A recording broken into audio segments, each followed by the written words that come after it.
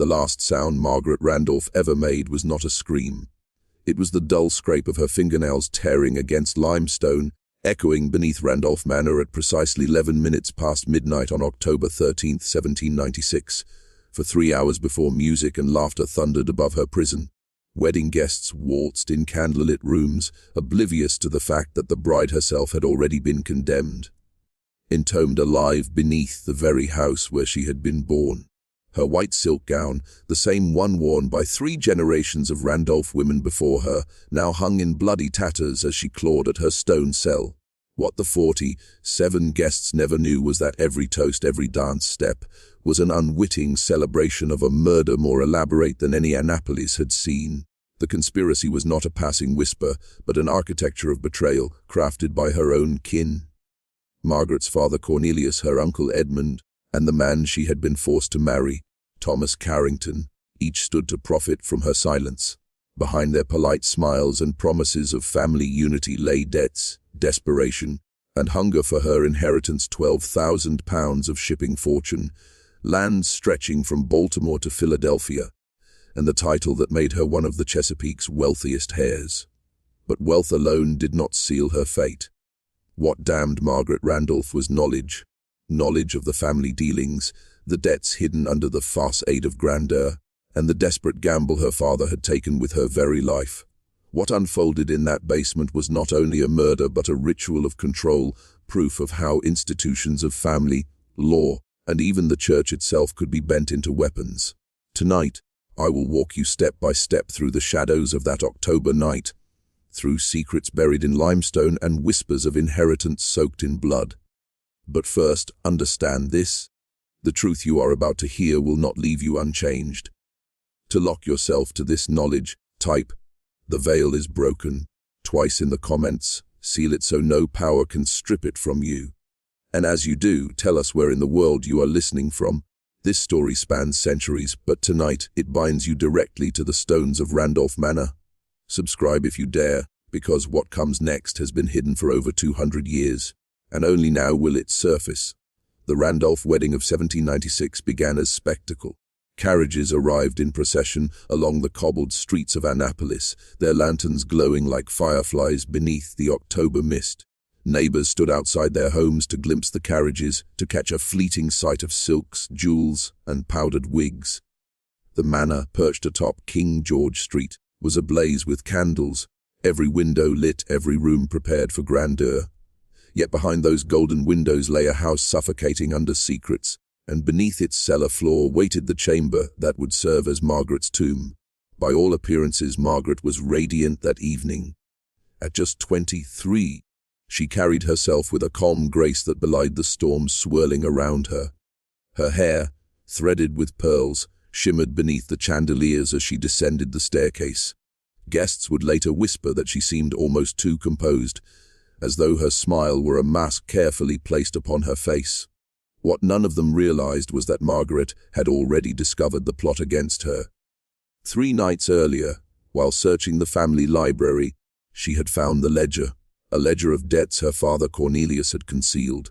Vast sums owed to creditors, shipments lost at sea, and secret agreements forged with Thomas Carrington, the man she had been ordered to wed. She had threatened to expose them, to petition the courts, to ensure her inheritance was never handed into Carrington's grasp. Her threat sealed her destiny. At the precise moment Margaret raised her glass in the first toast, servants in the basement were preparing the space below. A stone alcove, once used for storing wine, had been bricked into a chamber with a single iron door.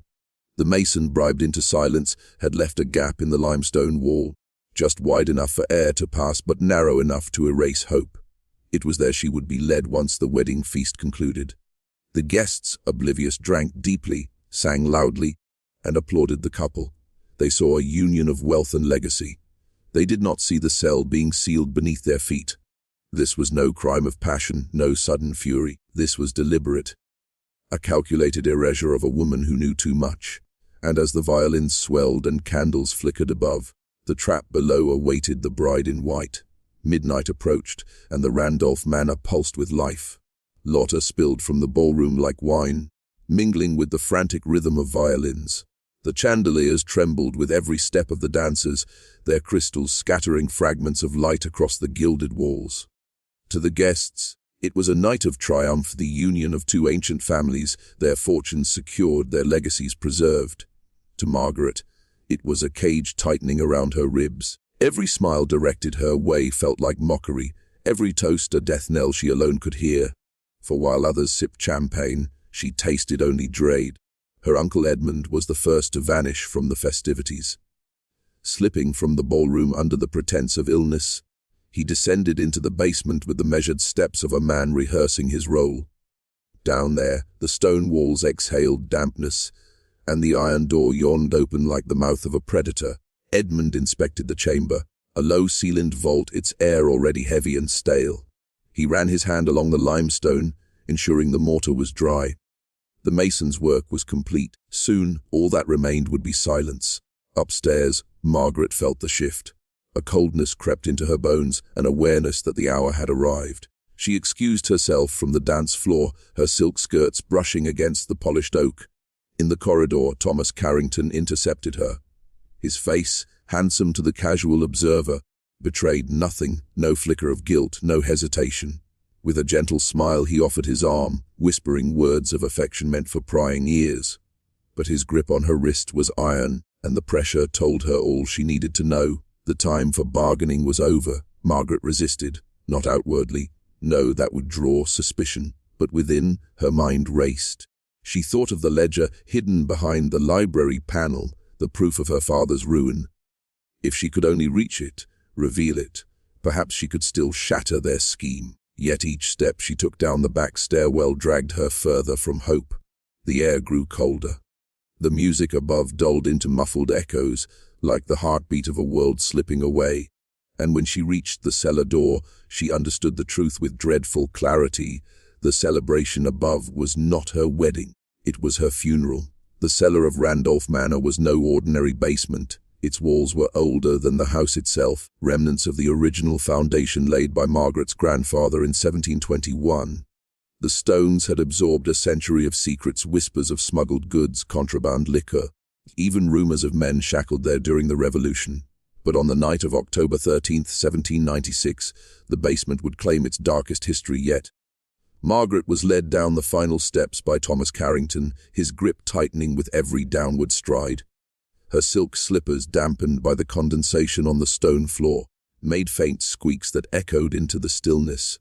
She could hear the muffled thud of music from above, the distorted laughter of guests who remained oblivious to the treachery unfolding beneath them. The deeper they walked, the more distant that world became, as though she were crossing into a different realm entirely. Her father, Cornelius Randolph, stood waiting in the chamber, a lantern casting shadows across his face. He did not look at her with love, nor with grief, but with the cold calculation of a man who had already buried his conscience. Edmund lingered behind him, arms crossed, jaw tense. The door to the alcove stood open, its iron hinges groaning in anticipation. Margaret's voice did not break. Instead, she spoke with a clarity that startled them. "If you do this, the blood on these stones will never wash away. It will cling to you, to this house, to every generation that follows." For a moment, silence. Then Cornelius gave the faintest nod, not of regret, but of resolve. Thomas shoved her forward. Her body struck the limestone wall, the impact rattling her breath. Still, she did not scream. She turned to face them, her gown torn, her pearls loose in her hair, but her eyes ablaze. Her final act of defiance was her silence, a refusal to beg. The door closed. The iron groaned. Edmund slid the bolt across with a sound that rang like a death knell. Margaret pressed her palms against the door, listening as mortar was spread along the edges, sealing her fate. Above, the violins swelled in triumph. Below, the only music was the scrape of stone swallowing her whole. The bride had been entombed, and the wedding feast raged on. A celebration for the living, a requiem for the damned. The first hour inside the chamber was not silence. It was sound. The scrape of mortar as the last cracks were sealed, the faint shuffle of boots retreating into the stairwell, the creak of the cellar door closing for the final time. Each sound carried with it a weight of permanence. When the final echo faded, Margaret was left alone in darkness, so complete it felt alive, pressing against her eyes like cloth. The air was colder than she expected, damp with the mineral breath of stone. She inhaled deeply, searching for rhythm in her chest, anchoring herself to the steady rise and fall of her breath. But soon the chamber answered back with its own noises, the drip of water from the ceiling, the scuttle of something unseen across the floor. Every sound became magnified in the absence of light, transformed into reminders of her captivity. Margaret pressed her hands against the limestone wall. Rough, damp, unyielding. She dragged her nails down its surface, and the stone tore her flesh. It was not panic that drove her, not yet, but the need to mark it, to leave behind proof that she had been here. Blood smeared into the grooves of the rock, her silent testament. Above her, faintly, she could still hear the music, a harpsichord, delicate, almost mocking, floating down through the beams and stone. Each note was distorted, warped by distance, until it sounded less like melody and more like laughter. She pressed her ear against the wall, straining to catch fragments of conversation. For a moment, she thought she heard her own name. To Margaret, someone toasted, and glasses clinked. They drank in her honor, never knowing she was beneath their feet, clawing at stone. Her gown, heavy with dirt and blood, tangled around her legs as she sank to the ground. She curled her knees to her chest, rocking slightly, forcing herself to think. She recited prayers, whispered fragments of psalms, but even those sacred words tasted hollow. Faith had no air in this place. Hours passed. She marked them not by clocks but by her own body, the dryness in her throat, the tightening ache in her chest, the trembling in her hands. Hope flickered like the last flame of a candle, fragile, stubborn, refusing to die. But deep within her, Margaret knew the truth. The chamber was not built to hold her until morning. It was built to keep her forever. By the second night, the chamber no longer felt like stone and mortar. It felt like a living thing, a beast with lungs that exhaled cold draughts through unseen cracks. A heart that pulsed with distant thuds from the revelry above. Margaret no longer sat against the wall. She clung to it, forehead pressed against the damp limestone, as though by merging with the stone she could steady the chaos of her mind. Exhaustion clawed at her. She had not slept. Every time her eyes closed, they snapped open again at the sound of water dripping or the scuttle of rats. At first, she tried to pray, whispering lines from scripture through chapped lips, but the words bent strangely in the darkness, echoing back in distorted tones. It was as though the chamber mocked her faith, twisting her prayers into something unrecognizable. The air grew thick. Breathing became labor, her chest rising in shallow gasps.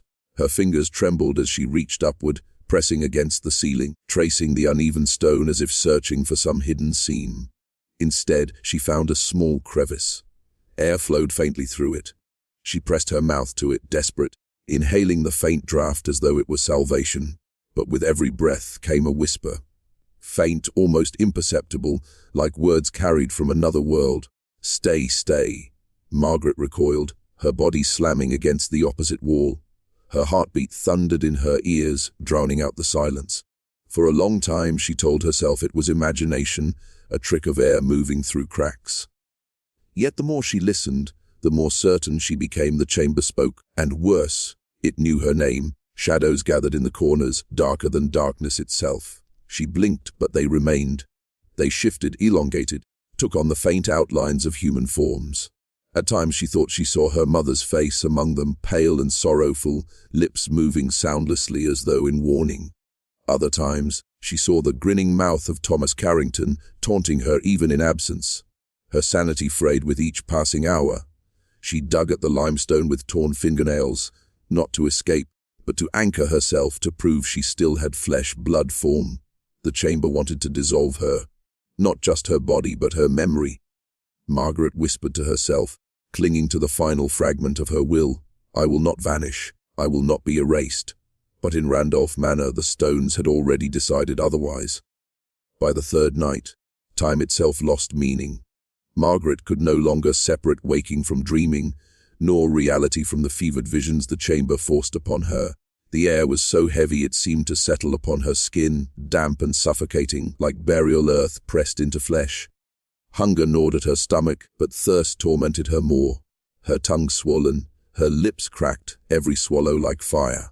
In the delirium of her body's breaking, visions came. The chamber filled with voices, not one but many. At first, murmurs, indecipherable, like prayers muttered in a language older than English. Then clearer, sharper, until they rang inside her skull. Randolph blood is cursed, the voices said. Randolph blood must pay. The walls pulsed with their fury. She pressed her hands over her ears, but the voices seeped through bone, through marrow, through thought itself. She saw her ancestors then, their figures half formed in the dark. Her grandfather, Samuel Randolph, standing with chains in his hands, the shadow of enslaved men behind him. Her great-grandmother, Eliza, clutching jewels stained with blood from debts never repaid. Each face twisted, each mouth moved in accusation condemning her lineage. Margaret understood the chamber was not only a prison, it was a reckoning. But the clearest figure of all was Thomas Carrington. His face emerged in the dark like a mask carved from stone. His lips curved into that familiar smile, the smile that had deceived the guests above. He leaned close, so close she could feel his breath upon her cheek. "All you had to do was obey," he whispered. She struck at him with her fists, but her hands passed through shadow, scraping once more against unyielding limestone. Her knuckles split, blood running down the walls. Margaret fell to her knees, trembling. She thought of escape, but the very idea was poison. There was no door, no light, no witness. Only stone, only whispers, only the growing certainty that the Randolph name itself had orchestrated her undoing long before this night. She realized something then, something that froze her more than the cold. She was not merely being silenced, she was being offered. The chamber, the curse, the whispers, they demanded sacrifice, and Margaret Randolph, in her gown of torn silk and blood, was that sacrifice. The wedding had been for the living. The entombment was for the dead. While Margaret writhed in the darkness below, the celebration above pressed on with unnatural fervor. Guests swore they had never seen such cheer within the Randolph household, as if the very air buzzed with triumph. Wine flowed until glasses shattered, candles burned so low their wax pooled across silver trays, and the violins played until strings snapped beneath the musicians' bows. Yet beneath the revelry, something unsettled crept among the guests. A draught swept through the ballroom, though every window was locked. The flames in the candelabras shivered violently, bending all at once in a single direction, downward, as though drawn toward the basement. One woman, Mrs. Abigail Wharton, later confessed she felt her corset tighten without cause, as though invisible hands were binding her chest. Another swore she heard a muffled thumping beneath the floorboards, faint but rhythmic, like fists striking stone. Each time the music paused, the sound returned, only to vanish when the violins resumed. The servants, too, felt it.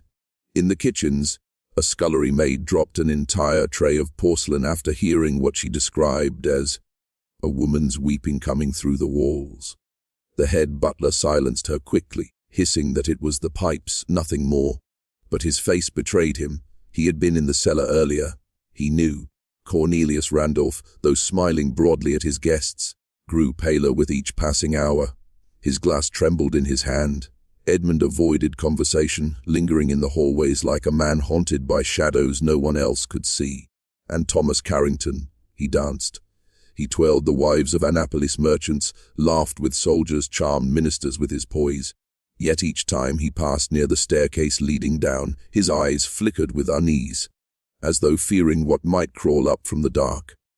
At precisely 2 in the morning, the musicians stopped, not from exhaustion, but because every violin string snapped in unison. The silence that followed was suffocating. Guests looked at one another nervously, their earlier cheer evaporating. For in that stillness, the sound rose clearly from below, a muffled cry, distant yet unmistakable. Someone whispered, "The bride." The word hung in the air like smoke. No one spoke after. No one dared. The party dissolved into unease, yet none left. They could not. They were bound to the Randolphs' secret now, even if they did not yet understand it. By dawn, the Randolph wedding was already being spoken of in hushed tones across Annapolis. Neighbors who had glimpsed the carriages the night before whispered that something had been wrong. Guests, returning to their homes with uneasy hearts and drunken headaches, could not explain the sudden collapse of celebration after midnight. Rumors grew like weeds that the musicians had refused to play another note, that the bride had fallen ill during the feast, that Cornelius had dismissed everyone too abruptly, his voice trembling. Yet the truth, Margaret sealed alive beneath their feet, never surfaced in daylight. No guest saw her again. To those who asked, Cornelius offered explanations crafted with precision. She is taken ill, a faintness of nerves, nothing more. Within days, he announced she had retired to the countryside for rest. Some believed him, others did not. The servants, however, carried the heaviest burden. Those who worked the kitchens swore they had heard the cries that night, but fear bound their tongues. A chambermaid who dared whisper of the sound to her cousin was dismissed the next morning, vanishing from Annapolis altogether. The butler, pale and gaunt, took to drink so heavily that by winter he was dead, his last words muttered in deliriums. "She is still knocking." Thomas Carrington strutted through the streets as though nothing had happened, but shadows followed him. Mothers pulled their daughters closer when he passed. Merchants exchanged glances behind his back. It was not spoken aloud, yet all felt the same chill. Wealth had triumphed over justice. But the house itself betrayed them. Visitors to Randolph Manor in the months that followed reported strange disturbances. Tapping in the walls, moaning through the floors. At night, the sound of fingernails scraping stone. Cornelius dismissed them all as superstition. Yet he himself could not sleep. He ordered his bed moved to the farthest wing of the house. But the sounds traveled, seeping through timber and plaster. No room gave him peace. By the winter of 1796, Annapolis had given the manor a new name.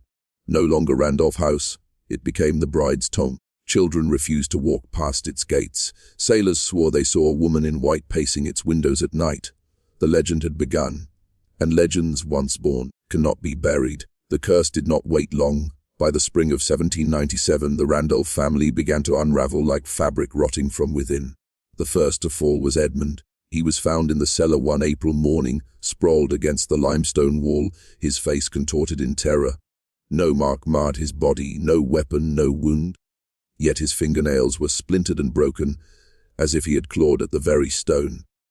When the physician asked how he had come to be there, Cornelius dismissed it as madness, insisting his brother had wandered drunk into the basement. But the servants knew better. They whispered that Edmund had heard her voice, calling, accusing, dragging him back to the place where the door had been sealed. Cornelius himself followed months later. He did not die quickly. Instead, he decayed in spirit long before his body gave way. He spoke to no one, ate little, and sat for hours staring at the cellar door, his lantern burning low. On the night of his death, thunder cracked over Annapolis, and the servants heard him shouting into the dark, "Forgive me, Margaret, forgive me!" By morning he was gone, his body cold in his chair. The lantern had burned out, but his lips were twisted into something between a scream and a plea. Thomas Carrington fared no better. Wealth he had gained, but peace eluded him. He was seen wandering the streets at night, muttering to himself, eyes bloodshot, clothing disheveled. Some said he believed Margaret's spirit followed him, her footsteps echoing his own no matter how far he fled. On one occasion he was found at the docks, staring into the black water, whispering, "She waits below." Within a year, he was dead, drowned in those very waters, though no one saw him fall. The Randolph Manor, stripped of heirs and hollowed by grief, grew silent, windows shuttered, halls empty. Yet the air around it throbbed with unease. Locals said the house breathed at night. Travelers swore they heard a bride's footsteps pacing beneath the floorboards, her gown dragging across unseen stone. Thus the family that sought to bury one of their own found themselves buried instead, not in earth, but in legend, in whispers, in fear. The curse had taken root, and it would not die. By the turn of the 19th century, the Randolph Manor was no longer merely a house in Annapolis. It was an omen. Sailors carried the tale along the Chesapeake Bay, embellishing each retelling until taverns in Baltimore, Norfolk, and even distant Charleston spoke of the bride who was sealed alive. Ministers warned their congregations that the wages of sin and greed could be found not in scripture but in stone, the stones beneath Randolph Manor. Children dared one another to run to its gates at night, to touch the iron bars and whisper Margaret's name. Few succeeded. Most turned pale and fled before reaching the path. Strangers came too, Superstitious travelers, drawn by the story, knocked at the Randolph gates, hoping for proof. Some claimed they heard scratching from the cellar if they pressed their ears to the shutters. Others swore they saw a woman in white glide across the windows, her veil floating as though in water. Each account added fuel to the fire. The legend outgrew the house, transforming into something darker, older, less a story of a single bride and more a symbol of what happens when truth is entombed by power. Priests who visited the manor left shaken. One Jesuit from Baltimore recorded in his diary that the very walls of the cellar radiated despair, as though the stones themselves thirsted for confession. He refused to return, warning that no holy water could cleanse what had been sealed there. Mariners passing Annapolis by ship pointed to the glow of lanterns in the upper windows long after the house had been abandoned, swearing they could hear faint music riding the wind, the echo of a wedding feast that never ended. The people of Annapolis gave the place a new superstition. To speak Margaret Randolph's name aloud near the manor was to invite misfortune. A fisherman who mocked the legend drowned days later in shallow water. A boy who laughed at the tale fell ill and died within a week. These coincidences cemented fear into faith. None dared question it. Thus the bride's tomb ceased to be merely a Randolph secret. It became a warning passed down through generations that the living may bury the truth, but the truth will claw its way back, fingernails bleeding against stone until it is heard. The Randolph Manor did not age like other houses. Most grand homes of Annapolis grew worn with weather, softened by ivy, their shutters fading under the sun. But Randolph Manor rotted from within as though something inside gnawed at its bones. By 1805, less than a decade after Margaret's entombment, neighbors swore the house groaned at night. Window panes splintered in their frames, shutters banged though there was no wind, and roof tiles slipped free as if pried loose by unseen hands. The cellar, however, remained sealed. Those who dared venture inside, merchants seeking to reclaim valuables, priests intent on cleansing the air, found themselves halted at the iron door. Some claimed it rattled against its hinges without touch. Others described hearing a woman's breathing from the other side, faint yet steady, as though Margaret still lingered, neither alive nor dead, imprisoned in the liminal space between. It was the servants' stories that spread fear deepest. A maid who had fled the Randolph household years earlier confessed on her deathbed that she once carried bread and water down to the cellar at Cornelius's order, long after the wedding night. I heard her, the woman gasped, clutching her rosary. Still alive, still whispering. He made me leave the food there. When I returned, it was gone. Her family buried her with salt scattered over her coffin, fearing she would not rest. The townsfolk began to avoid the manor entirely. Carriages took longer routes to bypass its gates. Children crossed themselves when forced to walk near its grounds. Even the city's magistrates, who once boasted of their ties to the Randolph fortune, refused to enter. The house became an island of silence in a bustling port town, its windows blank, its gardens overrun, its doors barred against the world. But silence is not the same as peace. At night, sailors anchored offshore swore they saw lanterns swinging in the highest window, though no soul remained within. Some heard music carried faintly across the water, a single violin scraping through an endless waltz. Others heard weeping, muffled but constant, as though the house itself mourned. Randolph Manor was no longer a home. It was a monument not to wealth, not to legacy, but to betrayal sealed in stone. And like all monuments of sin, it began to draw the curious, the fearful, and the damned. By the 1820s, Randolph Manor was more than a ruin. It was a beacon. The Randolph name had dwindled, Cornelius long dead and buried without heirs, but the manor endured, blackened and hollow. It whispered to the wrong kind of men, those who trafficked in forbidden knowledge, who sought not comfort but power. The first were whispers of academics. A pair of students from Baltimore claimed they had come to study architecture. In truth, they spent nights prying at the cellar's iron door, ears pressed to the cold metal. When they returned home, they were not the same. One fell mute and never spoke another word until death. The other scrawled incoherent prayers across his dormitory walls until he was removed to an asylum. Then came the occultists. By 1834, America's fascination with séances and spirit calling had blossomed, and Randolph Manor was spoken of in hushed reverence among circles of hidden societies. They said the manor sat on a hinge, a crossing between our world and another. That Margaret's suffering had not ended with her burial, but had been transmuted into something eternal, a knot of grief and rage that could be tapped. Groups came in cloaked processions, carrying candles, salt, and books of Latin chants. They left offerings at the cellar door, coins, bloodied animals, sometimes even locks of their own hair. A few claimed the door answered them, vibrating like a drum beneath their palms. Others swore a hand pressed back from the other side, but none dared break the seal. Even those who dealt in shadows knew the cellar was not merely a tomb.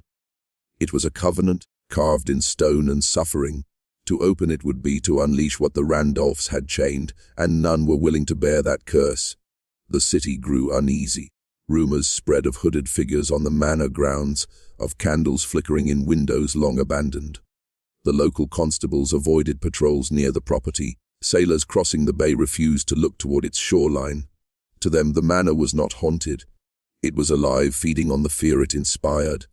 And Margaret, if the legends were true, her voice never ceased. Some said she no longer cried for freedom, but beckoned instead, promising wisdom, vengeance, or ruin to any who dared answer her. The breaking did not come in thunder or fire, but in a whisper. It was the spring of 1839, a year soaked in omens. The skies over Annapolis stayed heavy with rain, and storms rolled across the bay without end. Crops spoiled, ships overturned, and whispers began that Providence itself had turned its face away.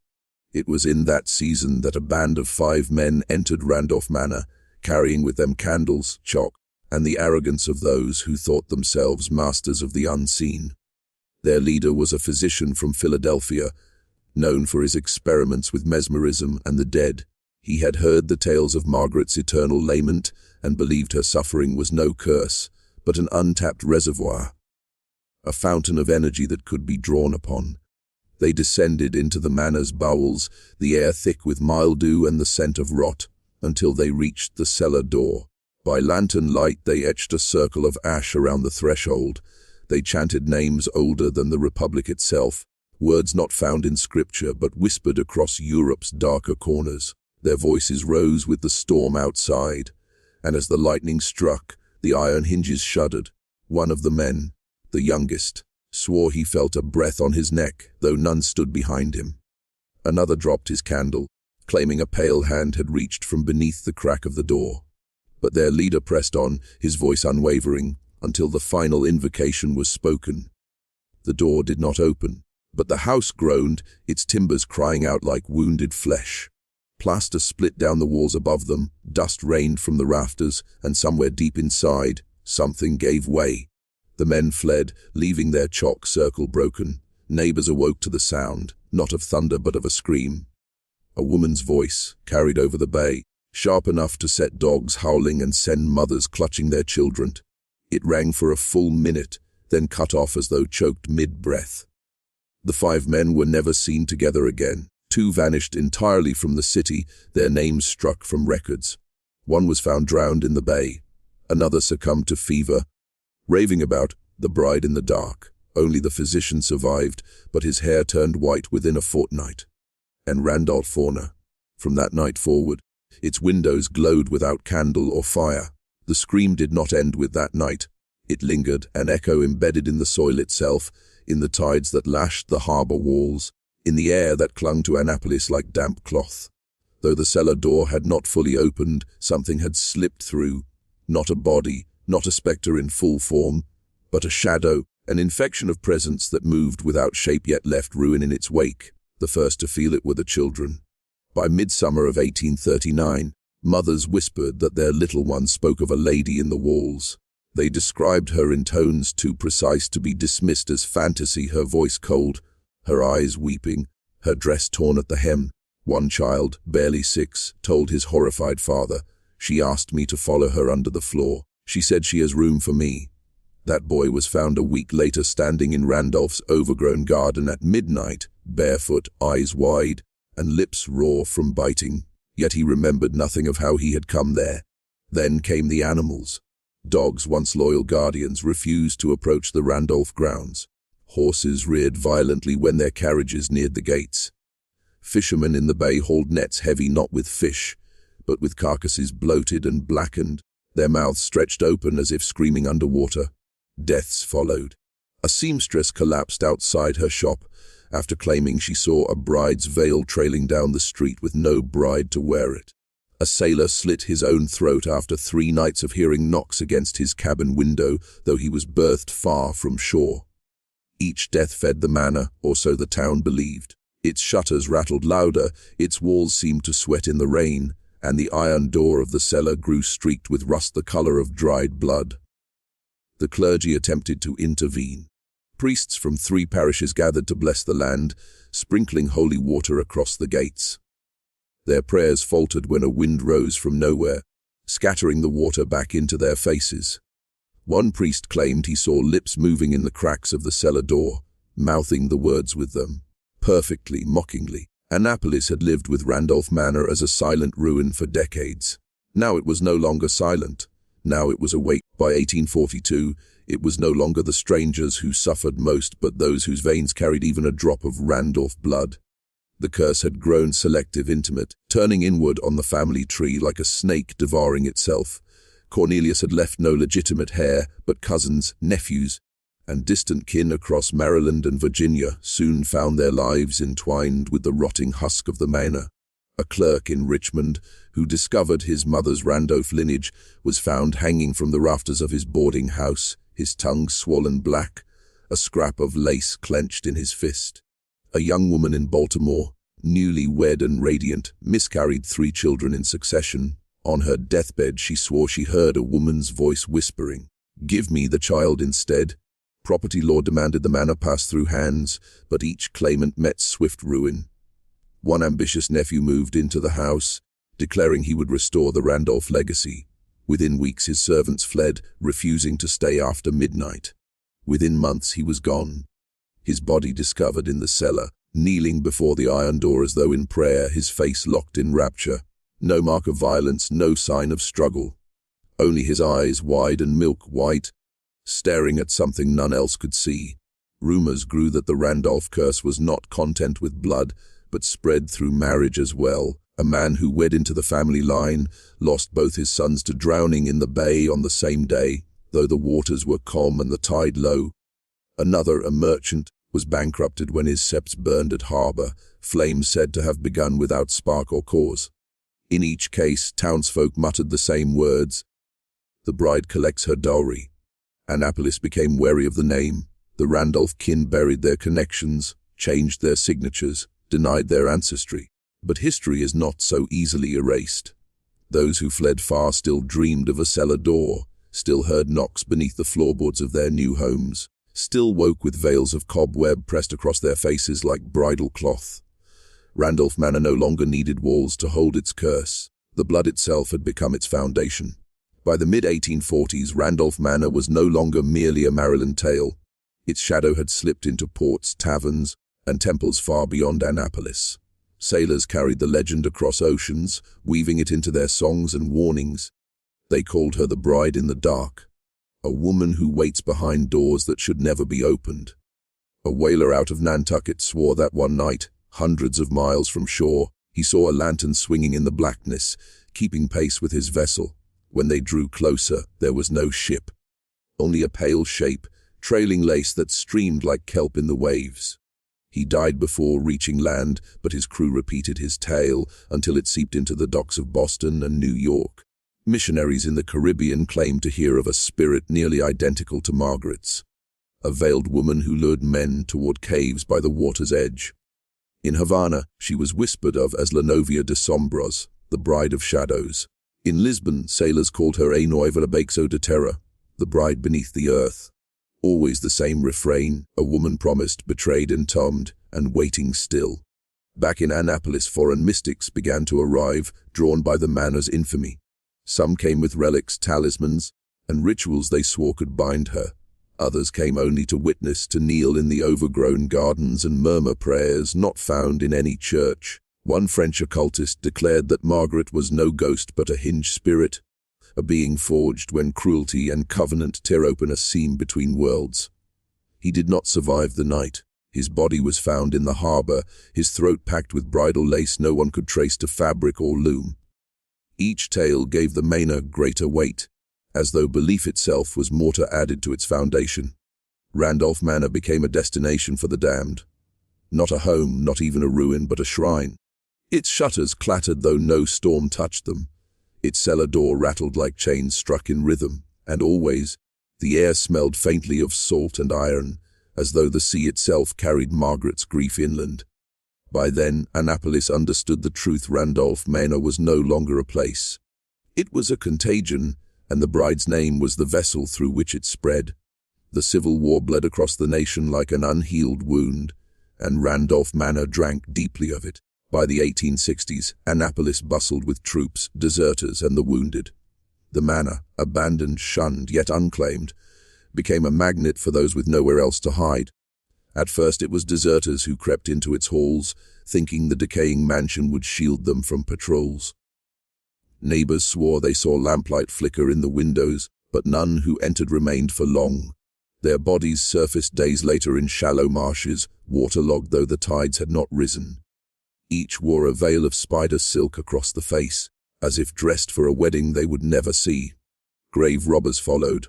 War brought death, and death brought hunger for gold teeth, buttons, and bones to sell.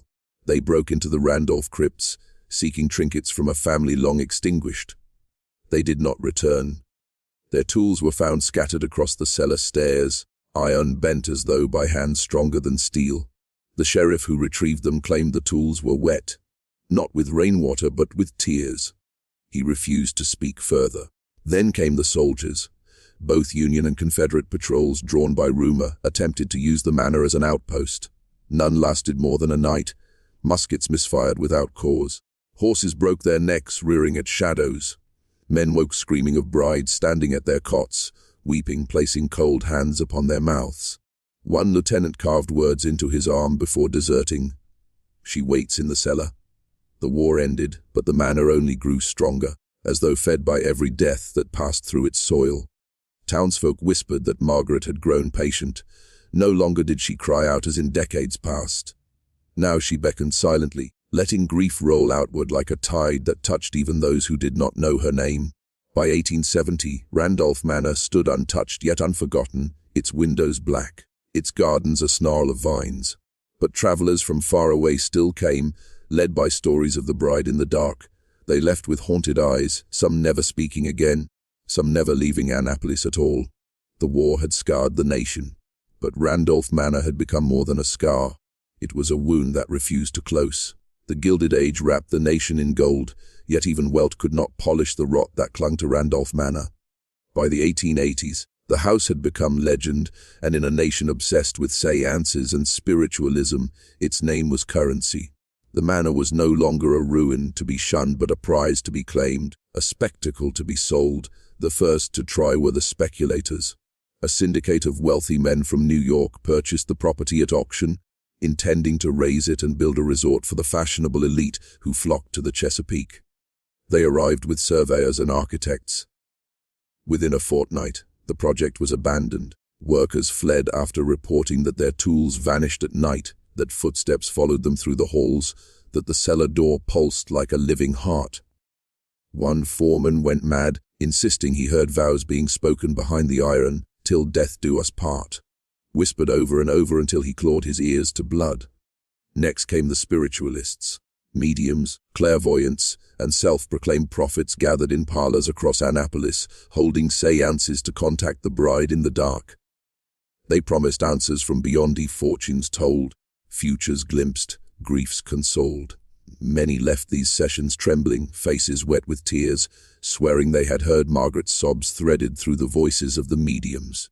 A few never left at all, their bodies found days later on the manor grounds, hands stretched toward the cellar as though in devotion. The profiteers followed, showmen who sought to sell tickets for haunted tours of the Randolph estate. The first night drew a crowd of nearly 200. The second night drew none, for the gates were found twisted open, and the showman's body lay on the threshold.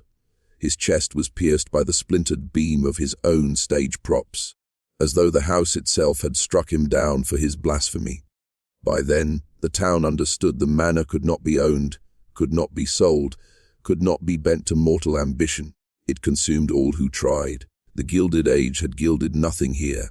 Randolph Manor remained what it had always been. A tomb dressed as a home, a dowry sealed in stone, a hunger that grew with every generation. The new century brought new arrogance. By 1901, science was the faith of the age, and scholars flocked to places like Randolph Manor to prove that reason could conquer superstition. Annapolis welcomed a team of historians, psychologists, and engineers who promised to unmask the manor's curse. They brought instruments, notebooks, even an early phonograph to record the silence of its halls. For weeks, they worked within its walls.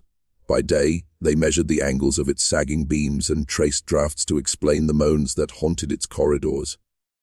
By night, they sat in candlelight, waiting to hear the cries of the bride. At first, they laughed at the legends. At first, their notes were full of dismissive language, symptoms of hysteria, rural myth, collective delusion. But their laughter thinned. The phonograph captured sounds none of them had heard in the room, weeping, soft and distant, threading beneath their voices. Their instruments registered temperature drops so sudden that frost bloomed across the cellar door in midsummer heat.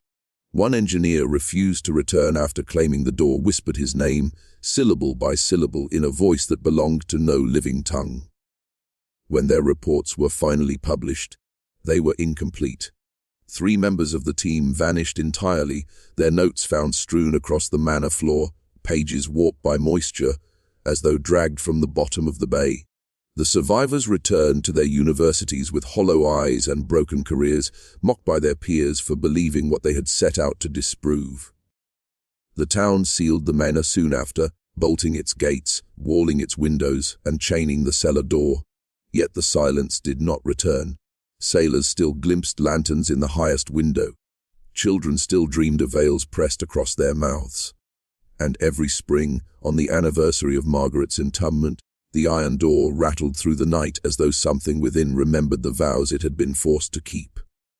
Randolph Manor remains standing even now, not ruin, not home, but monument. Its bricks are weathered, its garden strangled, but the cellar waits, the iron door rusting yet unbroken. And if you should pass by Annapolis on a storm-heavy night, you may hear it too, the weeping of a bride who never left her wedding, who never left her tomb. Not every house keeps its ghosts inside. Some let them walk beside you,